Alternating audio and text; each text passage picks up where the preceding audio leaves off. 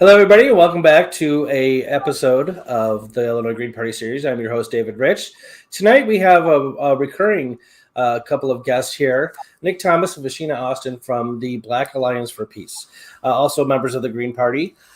Guys, welcome back to the show. Good to have you. How are you?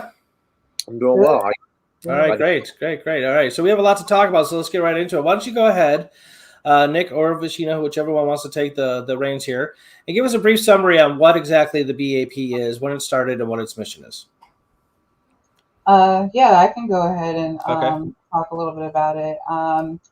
So we started in 2017 just with the goal of, rebuilding the internationalist and anti-war positions of Black radical tradition.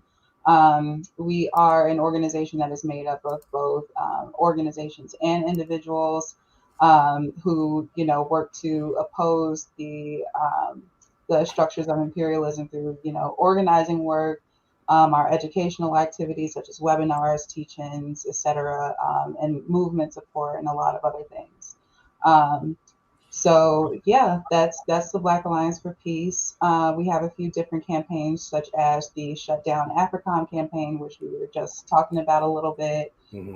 Also, the Shut Down the 1033 program, which is also part of the campaign to defeat the war against African people in the U.S. and abroad.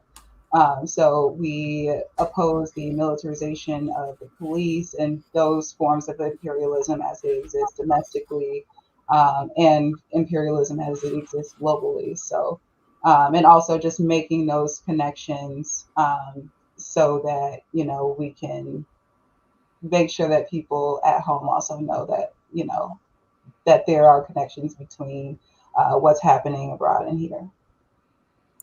Yeah, all right. Very cool. Thank you.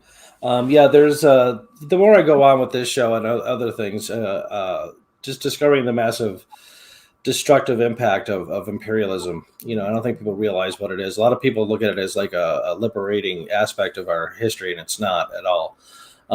They're quite the opposite. And a lot of the problems within the world today can easily be reduced down to imperialist efforts in the not so long ago past. Okay. All right. So, Nick, you want to tell us about Africa? Yeah, absolutely. And we discussed AFRICOM last time during the month of October, which is our yearly action of Shut Down AFRICOM, where we kind of try to do efforts to raise more awareness, though it's always a consistent campaign. And AFRICOM is essentially a military operation scattered throughout the continent of Africa in 53 out of 54 African countries. And essentially, these military operations are ostensibly there to, curb and maintain stability or curb what they call a terrorist activity or political violence. The reality is, we can expand on this further. The reality of the situation, though, is AFRICOM actually is there to, watch over, oversee, and maintain like the flow of resources in and out of Africa. I think most people are aware of this, even like just basically that Africa is one of the most rich and abundant continents in terms of resources. Yet all the countries, face extreme poverty for numerous reasons that are complex. But really, it can all be boiled down to exploitation. That they don't own their labor, they don't own their land. That outside forces, Western generally, are exploiting the land, labor, and resources of African people. And AFRICOM is there to protect those interests. So multinational corporations that have operations overseas need to be protected. Just in the same way domestically, police operate as a function of class war, where they protect the economic elite interests. The military does the same thing, and the United States have since the earliest 19th century has had the permanent origin, and it's expanded, and that's kind of what and how the United States functions, right? I always say that essentially you can't have capitalism without the exploitation from someone from somewhere at some time, right. And AFRICOM is just a protectorate of that global elite and that class and those class interests. Okay, so but is AFRICOM the word? Is it a word that is used just to sort of describe all this, or to label all this, or is it something like? Does the American government use that term to describe its efforts and all these things? Yeah, so essentially, I mean, the American government refers to it as it's the United States African Command, operation. So it's an official word. No, it is. If you will. Okay. Yeah, it is, and we obviously say shut down AFRICOM because the United States, and as you mentioned earlier before the show had even begun, that you weren't familiar with it, and a lot of people aren't. Right. It kind of operates clandestinely, Yeah. out in the open. If you ask most people, even people who are politically engaged, they wouldn't know what AFRICOM was or what the United States African Command post was. And I've met people who are former military who aren't familiar with it. Right. One of those things that is operating wide out in the open, and it's connected to so many different, like I would say right now, destabilization efforts in the continent, from the Horn to West Africa to Central Africa, and just all over. And at different times, at different periods, it kind of ramps up, but it's something that is consistently there to protect those global interests. I'm assuming that part of this whole thing is a set of American military bases throughout Africa. Would that be correct? Say it again. I'm sorry, you cut out. Does America have a lot of military bases in Africa? Oh, absolutely. I mean, just really in the world, we have more military bases than any other country, right? Oh, yeah, that's for sure. It's over. I think every time I check it, it grows, but I think it was like 920. So Africa is no different, especially because anywhere there's places to protect U.S. interests, whether politically, economically, there is going to be a military presence. The United States. Yeah, we had something like 14 military bases around the world, like going into World War II, and because of our success in World War II as America, by the 1960s or something like that, we had like 140, and like you said, Nick, it's up to it's almost 1,000 now. It's insane. How big our military is. Yeah. We are the new Rome. Anyway, okay, so you guys, we wanted to talk about some more economic stuff. We talked about it last time, and again, we haven't had like a sufficient conversation on the show about economic systems and that kind of thing. Green Party members tend to lean more towards like a socialist type paradigm. I've met a couple of people who identify as capitalists, but it's an interesting interpretation of what they mean by that. So why don't you go ahead and talk about now? Is the BAP considered a socialist organization, or is it not? Does it not involve itself in economics?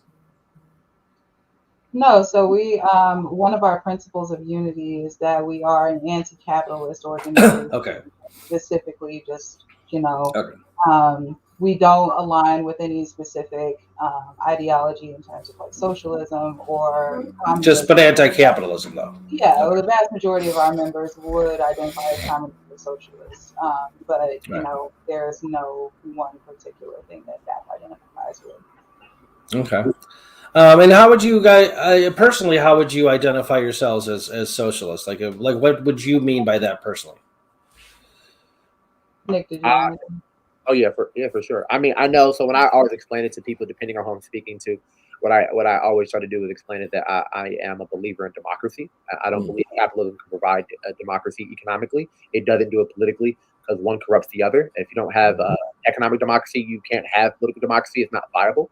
That's why elections can be brought. That's why the makeup of the Congress and state legislature and even localities are made up of those with a certain class interest, and those class interests will be preserved by those people. So I always say that, right? I'm a socialist because, I mean, my political philosophy is communism, but the economic mode of production that I believe in is socialism because I don't believe capitalism can acknowledge human rights, nor is indifferent to it, essentially. At best and at worst, it actually will actively be, violate human rights. Right. And then I think it's prone to financial crises consistently. It's very unstable. And like I said earlier in the show, it requires exploitation from someone from somewhere at some time. Like that's how profit is made, right? Someone has to be underpaid in order for someone to make a profit, stemming from this idea of private property that is very colonial in its conception. So I am a socialist, and there's many different tendencies, and I'm sure we'll get into the nitty gritty. But essentially, I do believe workers should own the means of production, and that they should be able to control and run their workplaces and determine, dictate, and decide their community development, right? So there's different forms and different methods to reach socialism, and that's something that I think is always good for debate. I think among socialists to figure out what's the best way to implement it, but I think it's really dependent upon the material conditions. I think socialism would develop differently here than say Nicaragua or say Cuba, and that's based on the cultural and political and social contradictions there that they have to fight against and rectify due to capitalism. Absolutely, 100%. Well said. Fashina? Yeah, very well said. There's not a whole lot I can add to that, but yeah, I also identify as, a communist in theory, but also, I believe that socialism is the best way in terms of, ensuring that, the workers own the means of production. The way Right. that Kwame Ture put it was that, either a few own or everybody owns. And so, yeah, that's essentially the way to define it. In that definition, I would be a socialist. Right. Well said. And like we were talking about before the show started, excuse me, is that there are a multitude of different schools of socialism. Like I said, I compare it to like different religious sects or denominations within, whether it be Christianity or whatever religion. They tended to separate one from the other just by smaller disagreements on specific issues, which is fine. That's expected of major movements like that. Um, but that there's a false narrative going on in this country of what that there's only one thing that counts as socialism, and that's the government control of all of industry, and that's just simply not the case. I identify my philosophical political philosophy as libertarian socialist, something I learned about studying Noam Chomsky and Richard Wolff. And basically, libertarian socialism is an anarchistic position. It's still the workers own the means of production, but that the extent of like regulation concerning industry sort of stops there. The workers are the ones that regulate their own markets, their own things, because they're the ones that know what they're talking about. So that there's a decentralization of socio-political economic power within a libertarian socialist paradigm. So it's specifically not big government controlling everything. Now, there's democratic socialists and that kind of thing, and some would say that, like Bernie Sanders, what he was advocating for was the government control of some industries. And that's actually kind of a good segue over to like what counts as like the modern day understanding of or misunderstanding of socialism is still the one that you kind of have to contend with in modern day society, because that's what most people perceive it as. So when you're having a conversation wherever, in a bar or somewhere else on the streets about socialism, that's probably what the common American person has in mind, is the government control of industry. And we talk about like healthcare and stuff like that. And even as somebody who believes in decentralized power, I would still opt for a single payer healthcare system. And there are many different versions of that. For example, in Canada, which is ranked as like the most efficient, the best healthcare system in the world. And it's single payer, but all that means is that the government is really just sort of is the insurance company. Everybody pays a tax into the healthcare system, and doctors, hospitals, etc. When they go to bill the patient, they just bill the government. The government pays for it, and that's it. All the clinics, everything else are all, I don't know about all, but definitely there's a huge private market, private industry of healthcare in Canada. So it's not the government controlling everything. It's just the government allocating the funds to pay for everything. Very specific. And you can find differences in that sort of thing throughout. In England, the government controls healthcare, period. It belongs to the government. Very different. So my point is that there's just a multitude of different things that count as socialist industries, and specific like healthcare, and just socialist economic systems in general. Does the BAP tend towards anything concerning those sorts of things as far as like healthcare and that kind of thing? Or is it just specifically focused on an anti-imperialist, anti-capitalist thing? I would say those things can't be divorced. And what I mean by Okay. that is that, the Black Alliance for Peace, we are a people-centered human rights organization as well. And that's kind of the framework we work from. And the big distinction, real quick, so folks are familiar with, like, people-centered human rights recognizes things like, the economy, people being housed, food, healthcare as human rights, whereas like the liberal notion of human rights is very concerned with like ideas and civil liberties, or things that they've recognized in legal studies, right, that they've brought about. And they don't really actually have a concern of whether or not you're housed, fed, and you are living with dignity. So as a people-centered human rights organization, I don't think, and I can't speak for every member. Obviously, they all. I think I've had discussions with Sheena and other members, and we have sometimes different views of what socialism can be. But what we all agree upon is that we recognize that socialism should be in the interest of the people, and that workers should be empowered. Right now, we have a dictatorship of capital, and some would say that we want a dictatorship of the proletariat. Some would say, right, like where I detract personally from anarchists is that I don't have an inherent issue with hierarchy necessarily, but how that hierarchy operates. My example is I study the Zapatistas a great deal, and the Zapatistas, have been criticized by anarchists and have been criticized by people who are more like state communists. And the thing with the Zapatistas that I've appreciated is that they've done it based on their conditions, and they are always improving. But in their political economy, they do have General Assembly of like workers and a supreme body of cooperatives that is centrally organized in a way, but focused purely on this idea that the worker should decide, dictate, and determine their economy and their daily lives. So in your direct community, in a decentralized fashion, like based upon need. Oh, that's interesting. These are Zapatistas, and they're South America. Is that Colombia? They're in Mexico, so it's Mexico.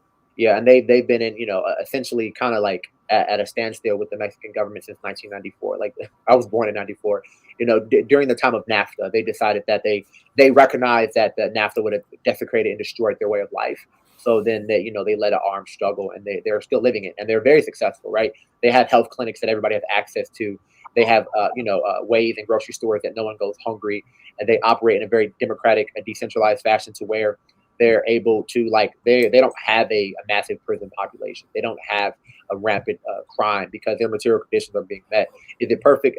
By no means. No place can be, especially as we exist still in a global capitalist project. And I think Adamu, our national organizer, says capitalism and white supremacy is a global project. So the answer to it has to be global as well. So a socialist movement, one thing that I think we miss here in the West, as well as social democrats and democratic socialists, which we can get in, and why I personally detract from them as well, is that they don't necessarily always have that international component in, and I don't think you can have it, right? So though we're deeply focused on anti-imperialism, that is purely because we recognize that if you aren't anti-imperialist, there is no such thing as a anti-capitalist movement. You can't bring in socialism unless you're anti-imperialist, as well as even a green movement, right? I know the Green Party is deeply concerned with the environment. I would argue that even if you tomorrow were to somehow figure out and get all the countries in line to reduce emissions, if you still have the United States military and other military operations happening, by themselves, they pollute more than the next 100 countries combined on the large list of the most emissions. So you'd have to demilitarize. You'd have to end empire for a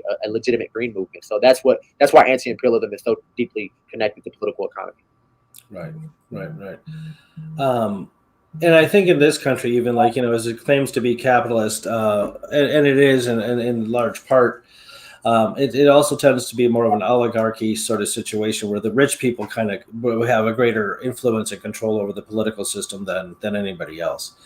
With Citizens United allowing corporations to be identified as people and that kind of thing, whatever the hell that means. That's just weird. What's that? I said very strange. And I'll also interject, and this is just my personal belief, and then if Sheena has thoughts, I would argue that oligarchy, and I see someone mention that in the comments, I think it's the natural conclusion of capitalism, a concentration of power and wealth in the hands of a few, right? That is the opposite of what we want for socialism, where we want the distribution of wealth to be connected to those who produce it. And right now, the dictatorship of capital, we can call it oligarchy, but I think it's going to always be the natural conclusion of any capitalist society. That's just going to happen. Sure. Vashina? Yeah, no, I absolutely agree. And I also think that there is a really deeply embedded issue in terms of the United States and how we have people like Alexandria Ocasio-Cortez and Bernie Sanders, who are seen as the epitome of what socialism is. And at the end of the day, we still have people who are these imperialist systems, and those things can't coincide. Those are completely mutually exclusive. So it's just you have these folks who are claiming to be socialists, and it just doesn't gel.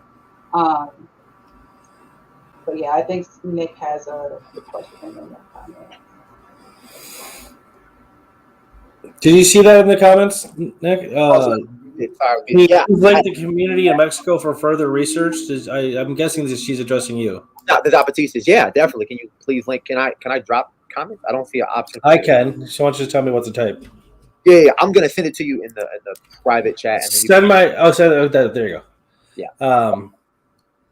Okay. All right. Cool. I just lost my train of thought.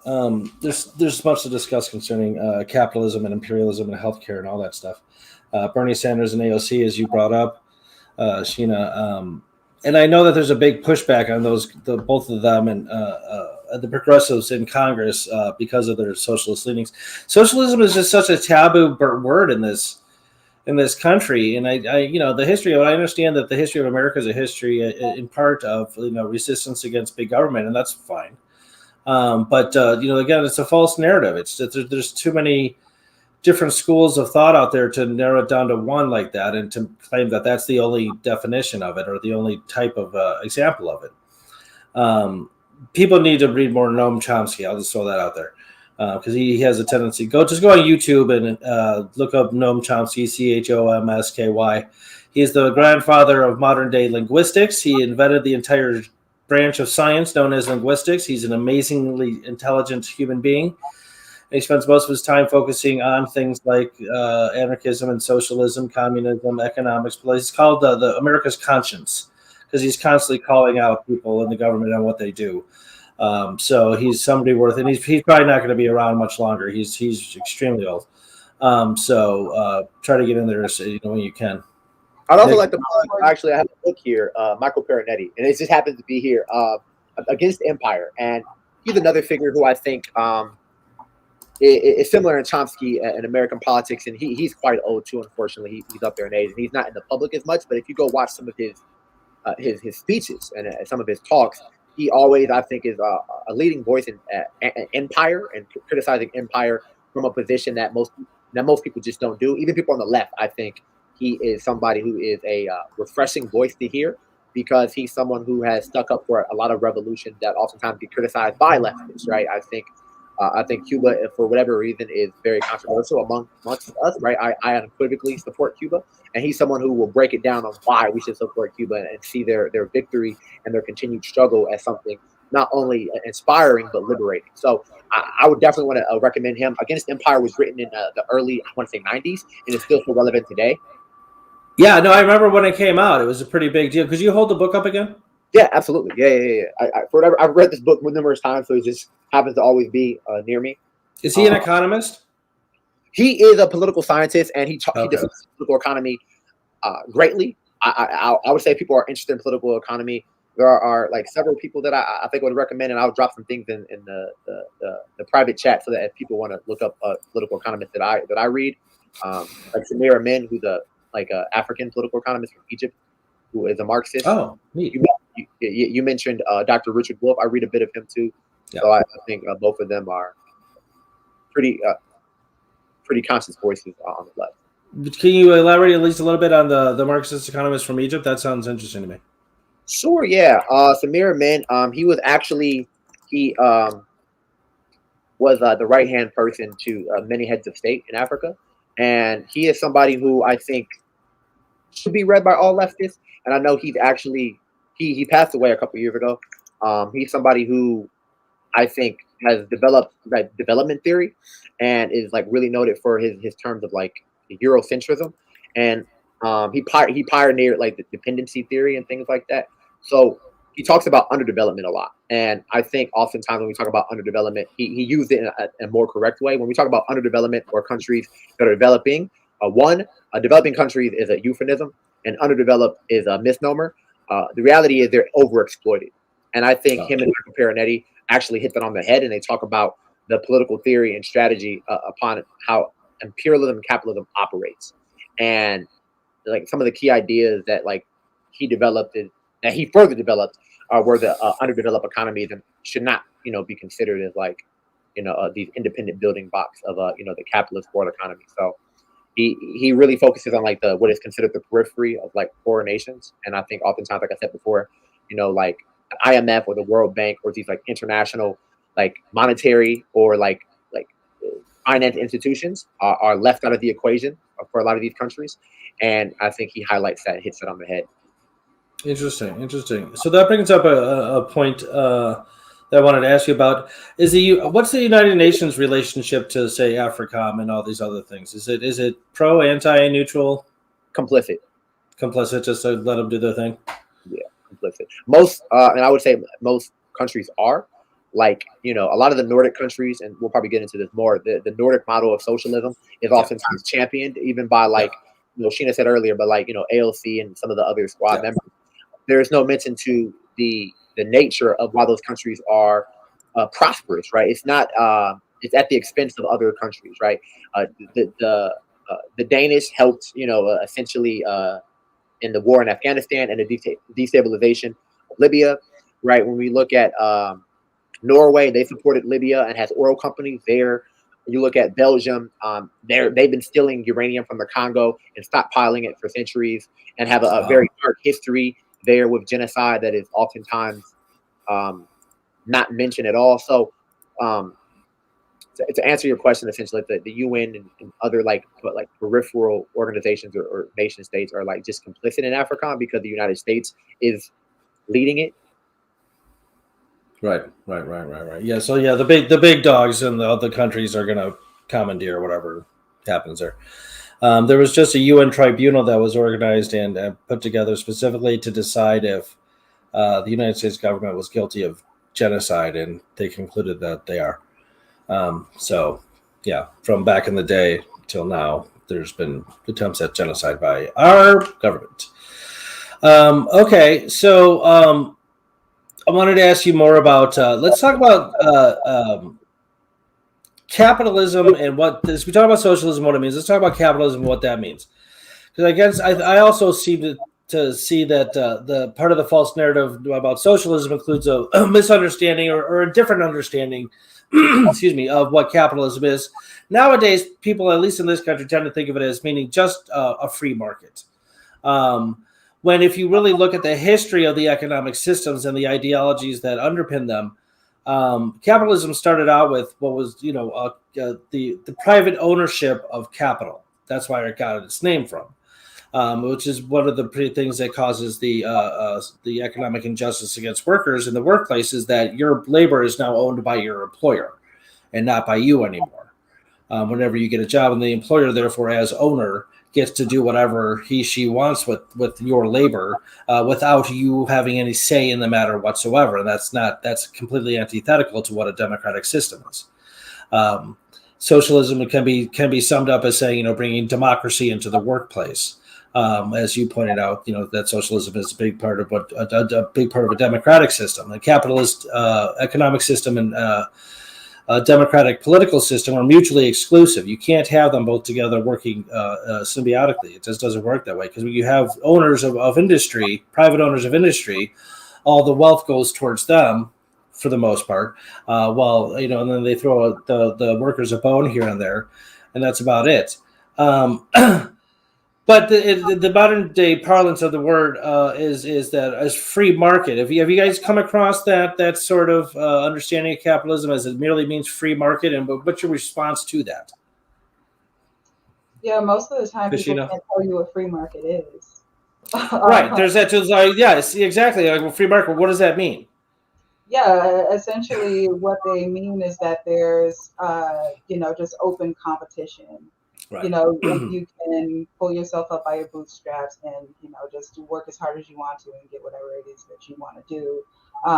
Whereas the real understanding of capitalism that we should be coming to is that it means that, a very small amount of people own the means of production, and also, own what is it in America? I believe it's 10%. No, it's owns like 80% of the wealth or something like that. Yeah, no, it's ridiculous. Yeah. Well, if it's not exactly that, that's real close, and it's ridiculous. Yeah. Yeah, I mean, there are a ton of phrases that we can use to describe capitalism: the rich get richer, the poor get poorer, et cetera, et cetera. But for some reason, people stick to that, just concept of free market, and they just leave it at those two words and give no explanation whatsoever as to what their understanding of a free market is. And it's disappointing that a lot of the time that's also, people who are the victims of capitalism who are. I know. They're totally brainwashed into believing that they live in this like wonderful system that's clearly opposed to their personal individual efforts and betterment. But they don't see it. There's this blind zeal and faith. I don't know why people have like this blind faith in their country, no matter what it is. They don't do it with their towns, their counties, their states, or anything like that, or like their general geographic areas. For some reason, people always have this like crazy, weird, patriotic notion and nationalism with their country, and I don't know why. It's like why not have that same thing for Illinois? Like why don't you hate Iowa as much as you hate Russia, or so it's just a weird distribution of zeal. It's propaganda. Yeah, it's crazy. And so okay, so free market. So yeah, exactly. Like what counts as a free market? Now, usually, what I understand that to mean is that there's no external forces put upon the industry. The industry gets to regulate itself, which is impossible. It is impossible. A, B. It's not merely. It doesn't turn out to be just merely that. When you have the private ownership of businesses, of resources, of the means of production, free market then means, by example, a white owner of a company not hiring a black person merely because they're black, because it's their property, they can do whatever they want. That's free market. Okay, that's unacceptable. And you go down the list. Like there was the case a few years ago in Oregon where there was a bakery owned by two Christian people, a married couple, and a lesbian couple walked in to try to get a lesbian wedding cake made, and the owners said no because they were opposed to their religion. Well, Portland, Oregon is extremely progressive, and so they just got the crap kicked out of them. Not in the physical sense, but I mean, they had to shut down their business, and because they were, nobody was going in anymore and that kind of thing. But the fact of the matter is that if you're open to the public, you have to be open to anyone. That's what public means. So you don't get to pick and choose what you're going to do because that's discrimination. But that's a free market. That's what counts as a free market. If you're including private ownership of businesses like that, they can do whatever they want. They can be sexist, they can be racist, they can do whatever they want because it's theirs to do whatever they want with. And that's another notion within capitalism that I've always had a problem with, and that's the notion of property and what counts as property. Now, Karl Marx drew a distinction between private property and personal property. Personal property is my shirt, my hats, my headphones, my car, my house, the things that I personally use directly. That's fine. I don't know anybody that has a problem with that. Maybe some people do. But the private property is the main ownership of the means of production. And that's what he had the biggest problem with, as well as he should have. Because it gives too few people too much power over too many other people. Now, you both identified as communists. Do you mean Marxist? Yeah, I do. I would say. No, that's why. Same here. Yeah, I would put the kind of like the caveat that I pull mainly from like anti-colonial Marxists. So more people like Thomas Sankara, Kwame Nkrumah, Amilcar Cabral, right? Things like people like that. I feel more closely aligned with because I think Frantz Fanon, they identified the issue of colonialism. And then you have someone like Cedric Robinson, who like a lot of Marxists like have issues with, but I think he identified like the idea of racial capitalism, which is just basic capitalism. That every colonial situation, the preconditions, it turns into capitalism, and I think that those connections are very important to better understanding it. Okay, very cool. There's Thigh Coil says, I feel like controlled market works better for describing it. For sure, I think if that's in response to what we were talking about earlier. What I'd also say is the free market is purely a mythology, because if it was the free market, then it would be the freedom to participate in it. And the free market, oftentimes, one, there's many who can't participate in it, but two, because money becomes a function of power, and there's large groups of people with different power who don't have money. But beyond that, internationally, the free market is imposed upon people. Like when Chile, and I bring up Chile just because shout out to them. They got a new president. Gabriel Boric, who's a social democrat. I think he could be further left, but that's not the problem. I think that with Chile, though, right, they had free markets imposed upon them because they wanted to nationalize resources. Venezuela wanted to nationalize resources, right, and said we want to use this resource for our country.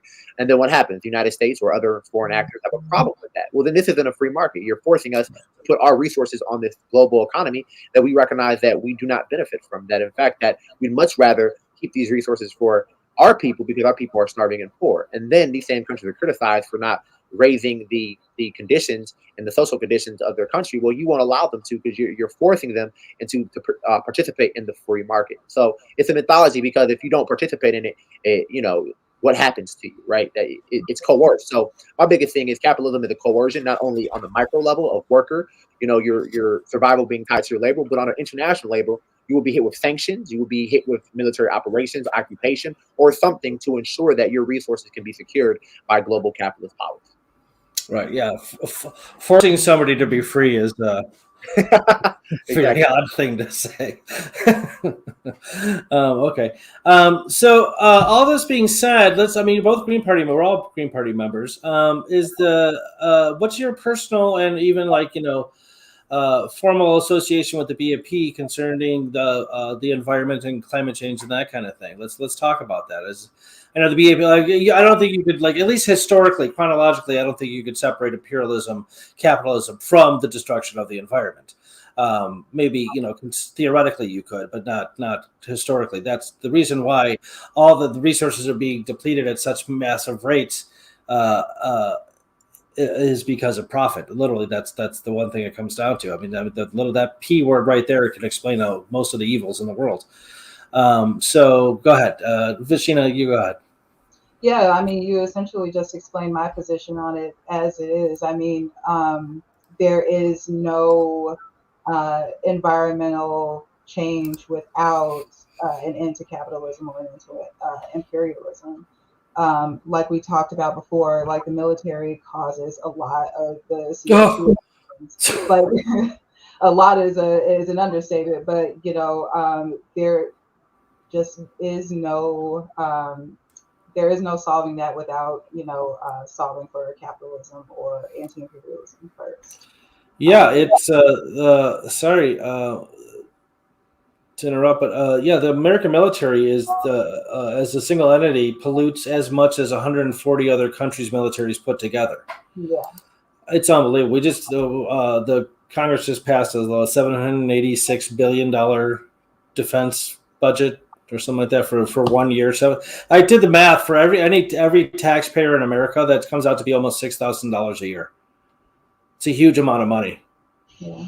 Could you imagine what low income families could do with $6 more grand a year? 100%. Yes. And that's why, and Sheena, I want to pick up what Sheena said. I want to echo that.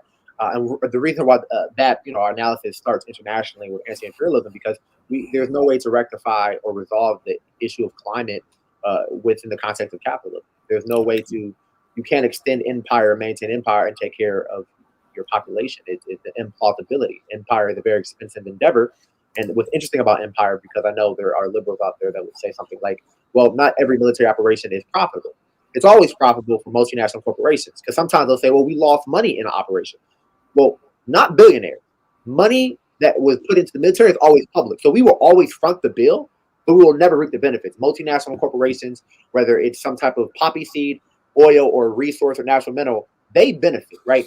Microsoft, Google, Apple, Tesla will benefit from the extraction of resources while you front the bill for that military operation. So that's one thing that, again, there's an implausibility to solve most of our issues within the context of a global empire.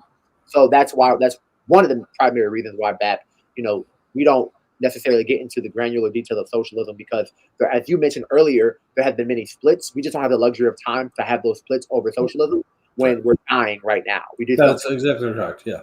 So imperialism, without solving imperialism, there's no way to solve the issue of the mode of production, nor, in my opinion, the degradation of the environment, right? The environment has become, subservient to capital.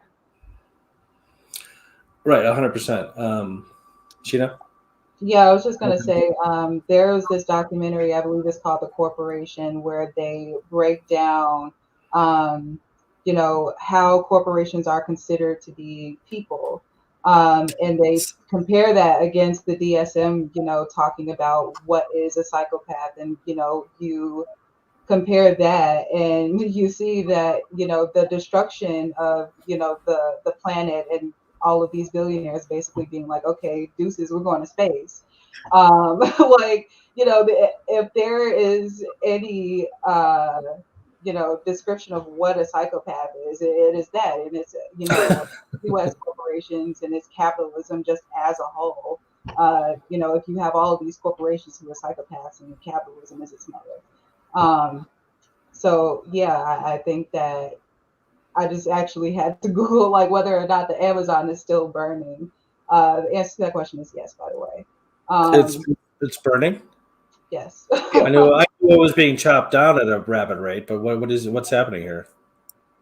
No, remember the Amazon was on fire for however long, and I remember there was fires. Yeah, I didn't realize it was still happening. Still burning. From what I can see, I didn't do a deep dive. I just had No, do like a quick Google search of it. But yeah, from what I can see, yeah. So and all of this is attributable to capitalism. So at the end of the day, you can't have one without the other. yeah, that's an interesting connection you made there, like between these things and being a psychopath. There's the very the internal state of not caring if you hurt other people. Is you just really defined in general. What's that? Or the planet, and just doing causing destruction without regret, or without any sort of like moral center, like to stop you from doing it. That's what a psychopath is. That's how I often think of, like, you know what a cab is. All cops are bastards. Yeah, I changed it to a cap. All cops are psychopaths. Because to become a cop, you must be in some way, somehow, like excited about the fact that you are going to probably physically accost somebody someday. That's a part of your duty, and you have to. You're going into becoming a cop, willing to do that. Then there's something wrong with you.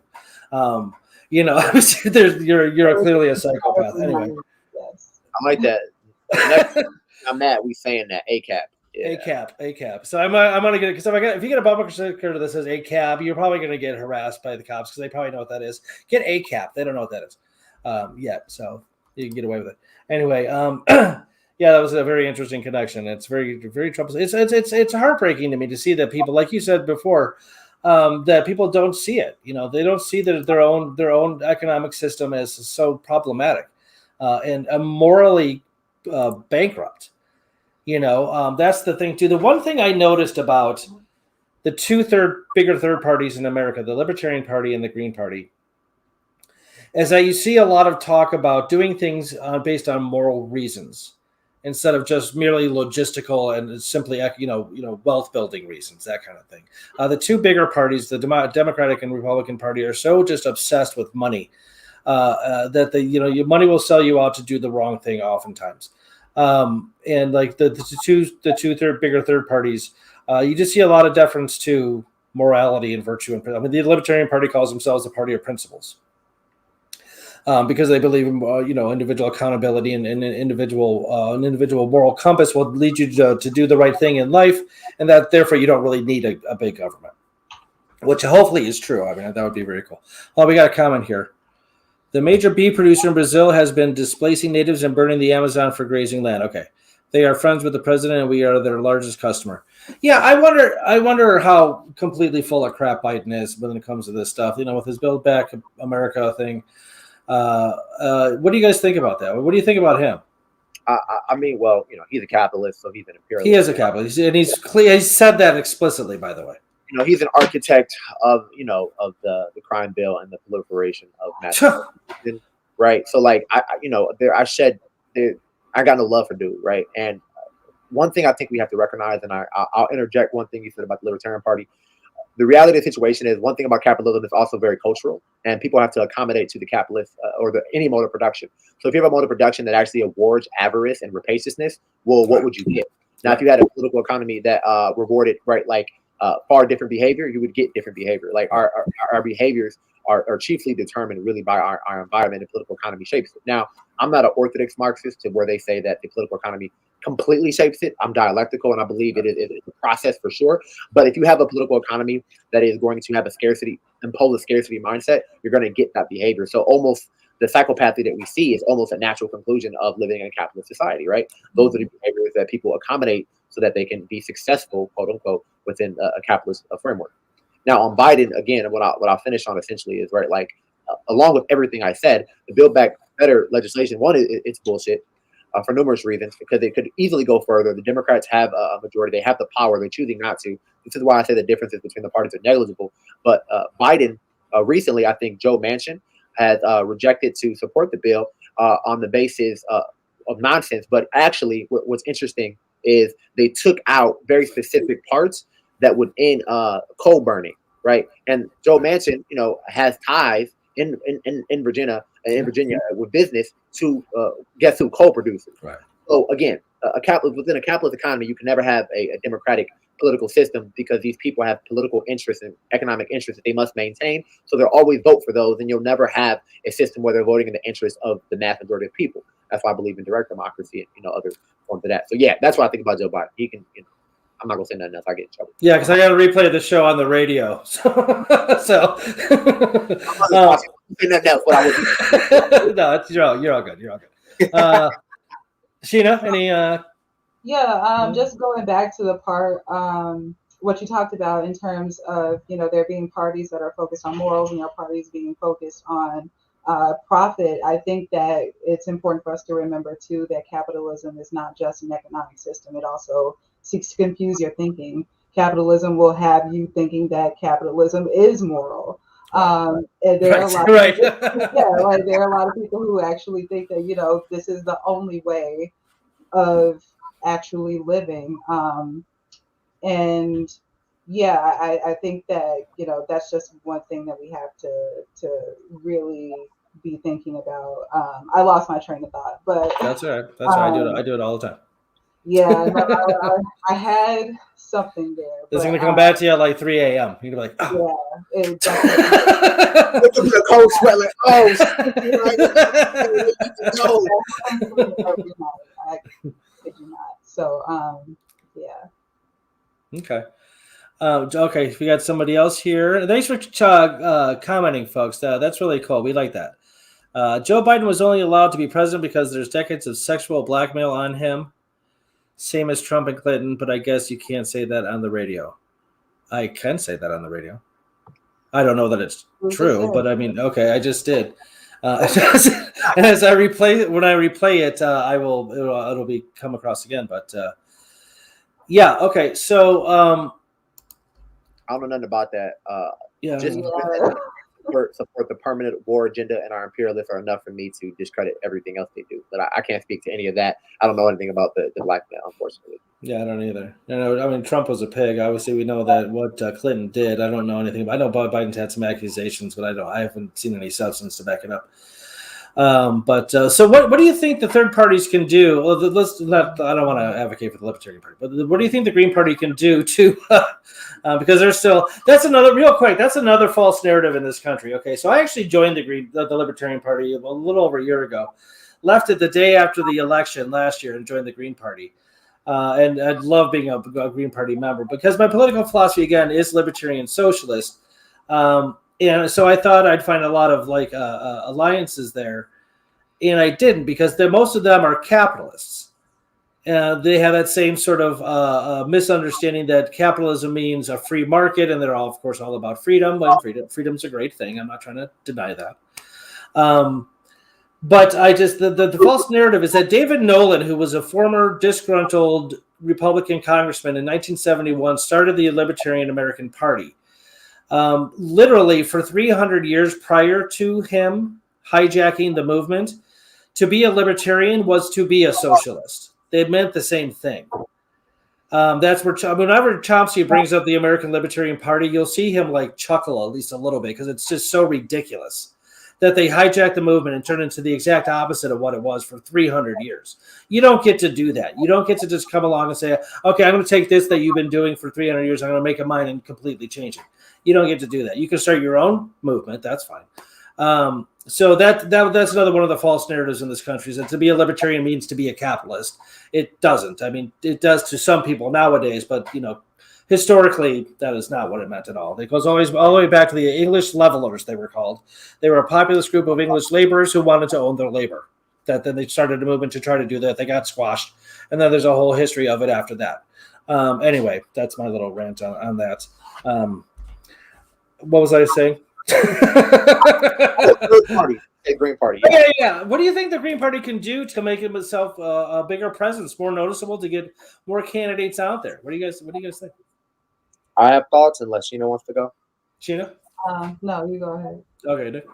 I've thought about this in different terms. So, I think the first thing, to be honest, really should be focused on localizing struggles. and focusing on building the alternative. So really, really immersing in mutual aid and mutual aid programs and other struggles on the ground. So like if I was the Green Party of Chicago, I would 100% support the movement for community control of the police. I think that is a form of of socialism in a way. And what I mean by that, like not to just throw the term Not around, but just like what I more mean by the by people. yeah, it's about the people, right? So it's participatory budgeting specifically when we think about people being able to have a say and be able to dictate, determine, and decide the development in their communities. I think is what a socialist should support, and then beyond that, I think they should be doing based upon need programs to meet the needs of the people. I think they, as a political party, and the reason why I'm so far removed from electoral politics, oftentimes I will support candidates, but I won't put too much energy in it because I do believe it's a waste in this current like paradigm we're in.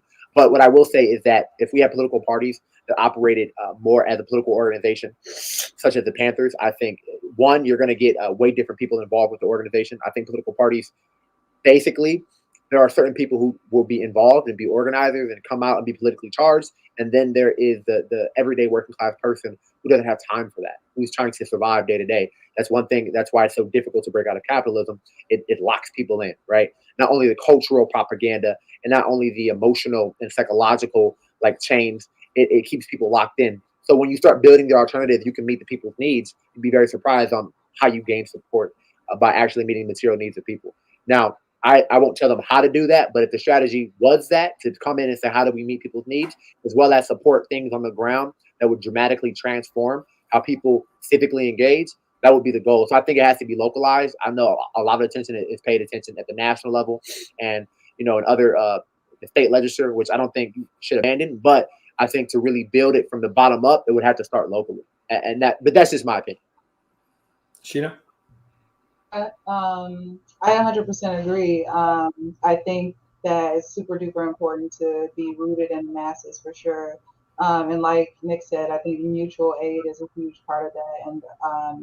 And going off of that, I think having an intense support for labor movements as well is super duper important. And I think mutual aid is a part of that because a lot of people don't have the ability to just get up and, strike for months on end, because, we need the resources. We need to be able to eat and pay our bills and have shelter, et cetera, et cetera.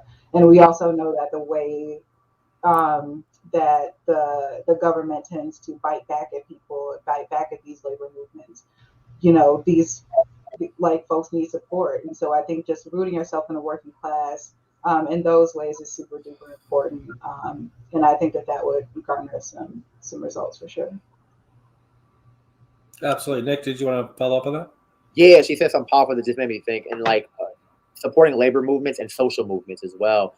And one thing that imperialists do, and I think sometimes we should borrow and watch our enemy. Our enemy, what they do to offset labor strikes is they do something called multiple sourcing. So let's say there is a striking factory, they'll just up production somewhere else.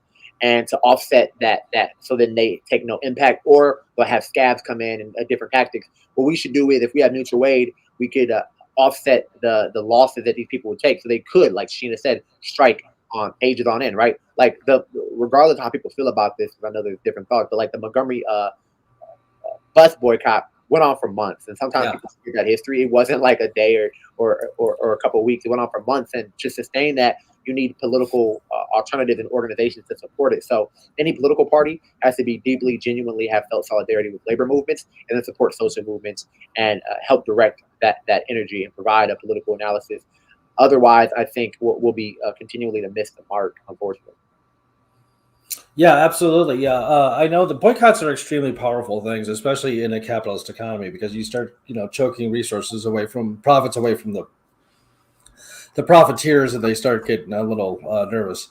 Like there's a lot of conversation about a general strike, and there was a massive union strike, I think in the 40s at some point, that literally shut down 40% of the economy. It was huge. The pandemic thus far shut down at the apex about 30% of the economy, and look, it took a huge toll. So add 10% of that.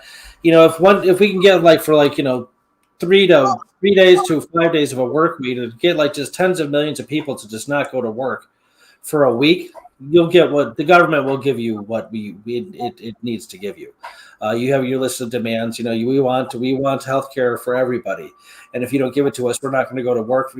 20 million people are not going to go to work for a week. They're going to give you healthcare because the economy would just collapse if that happened. They can't do that.